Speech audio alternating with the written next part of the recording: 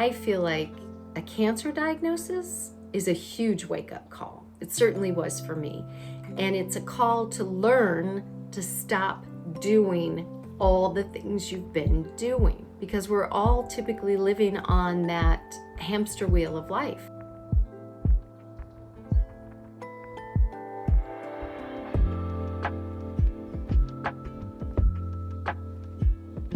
So when you're newly diagnosed, you need to try not to panic. I know that's hard. The first thing that happens when you hear the word you have cancer is you freak out. You're in fear. You're immediately stressed out, and you typically don't hear a lot more of what is said. Once you're able to get back your breath and take a moment, you need to realize that this is typically not a physical emergency.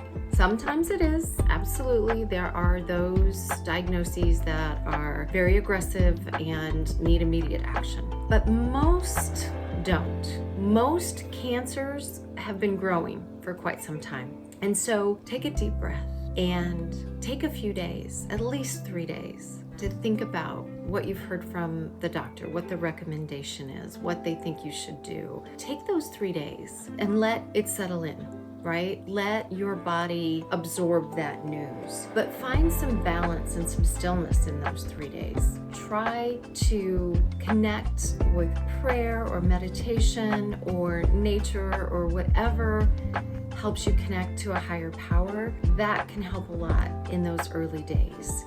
And that's a practice that you need to really hone and depend on every day from the diagnosis onward.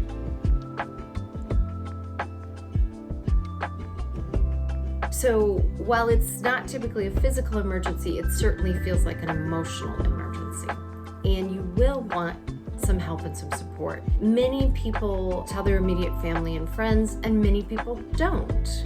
I'm one of those in the camp of tell everybody, let everybody know, get everybody praying and thinking about and sending positive energy and healing and prayers, right?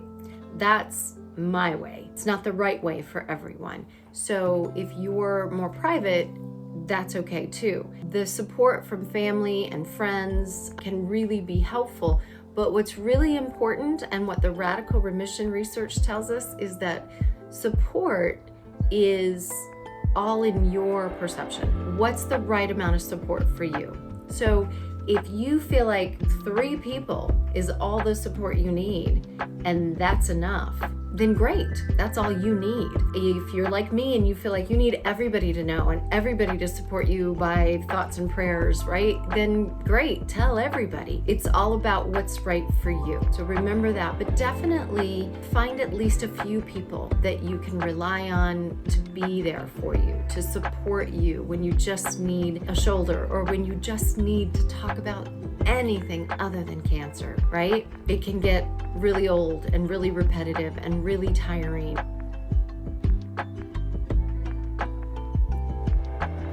I also recommend that you get a therapist if you don't already have a therapist. I am of the belief that everybody on the planet should have a therapist, and certainly those of us that have a cancer diagnosis absolutely can use that help.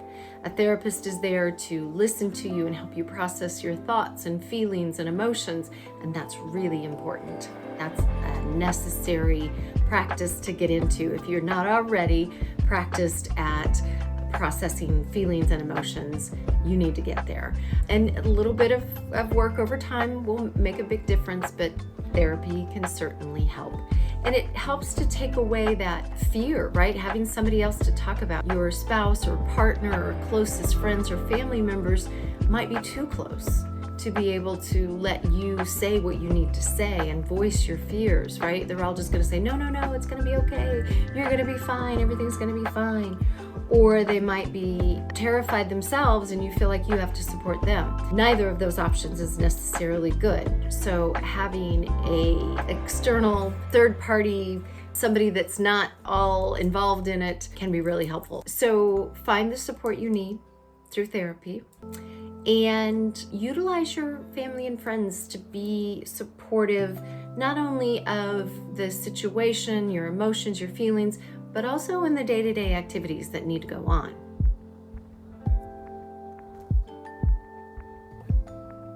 However, I would recommend that you take a hard look at the day-to-day activities and let go of a lot of them, right? Focus on you.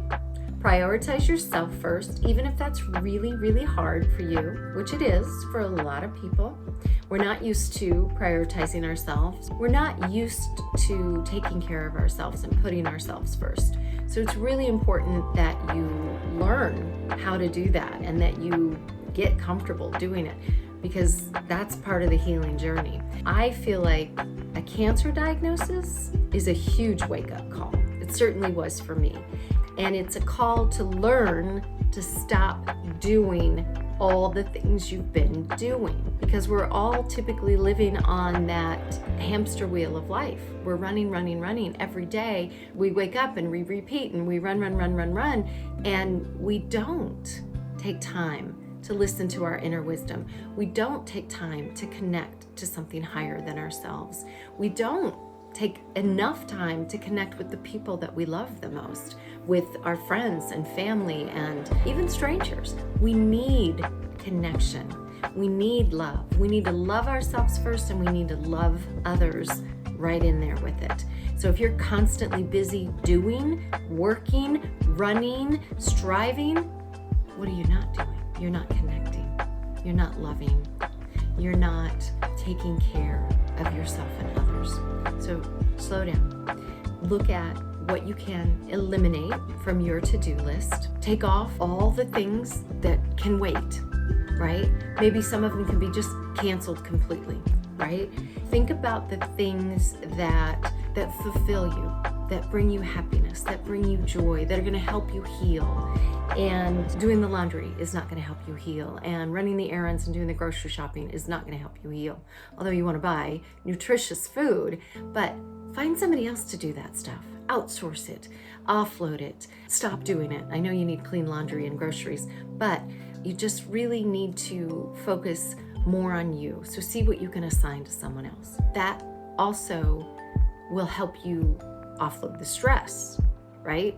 If you have people that you can count on to do some of these things for you, that you can now let go of and focus on your healing.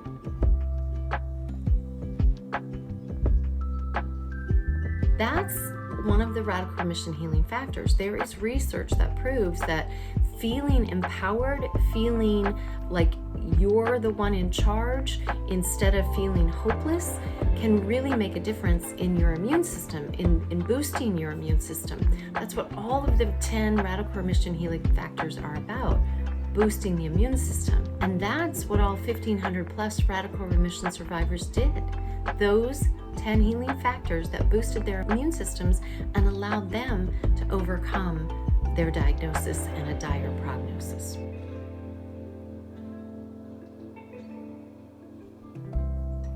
Believe the diagnosis, not the prognosis.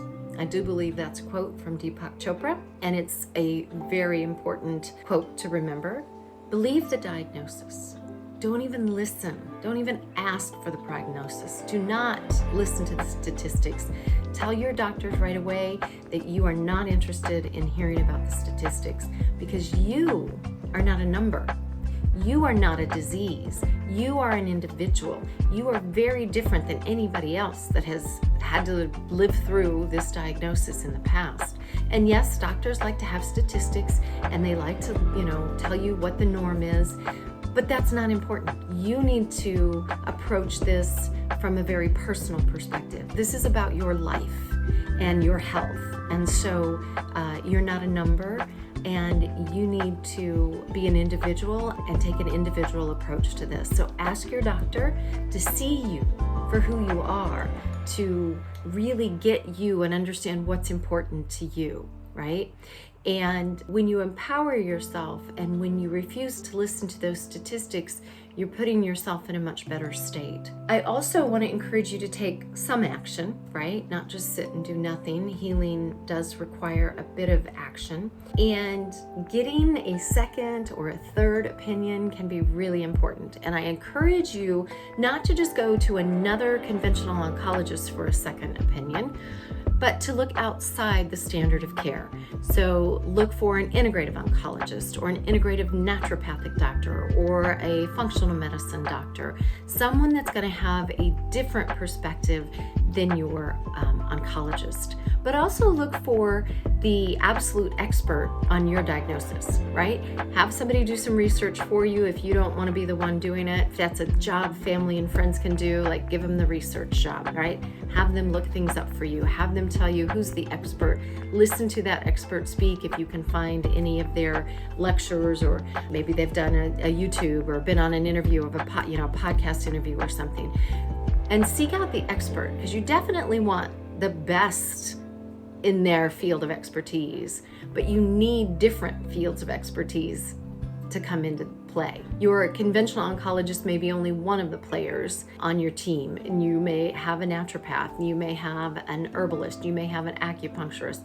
You're going to have lots of members on your team. It takes time to find those people, to find the right people.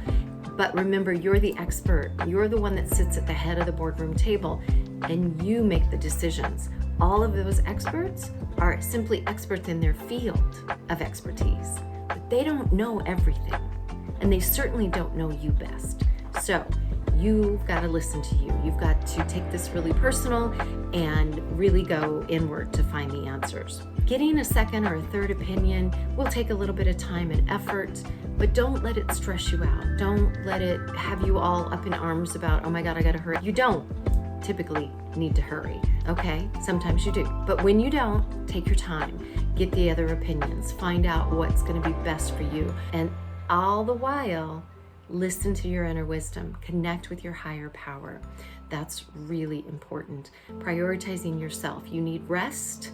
You need time to repair. You need to bring yourself back into balance. You need to ground yourself. You've got to keep living your life too. You need to have fun. You need to laugh. You need to enjoy your life and keep living, but not on that hamster wheel that you were on. Get off the hamster wheel and be much more intentional about the things that you do on a day-to-day basis. Be very intentional and specific about what's going to help you heal, what's going to do your body, mind, and spirit some good, and what can wait till later. Find Radical Hope, which is the second book that Dr. Turner wrote on her research into radical remissions.